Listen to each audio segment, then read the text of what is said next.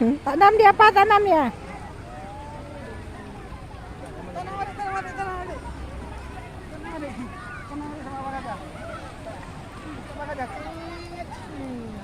Taruh bantal, Pak. Buat bantal.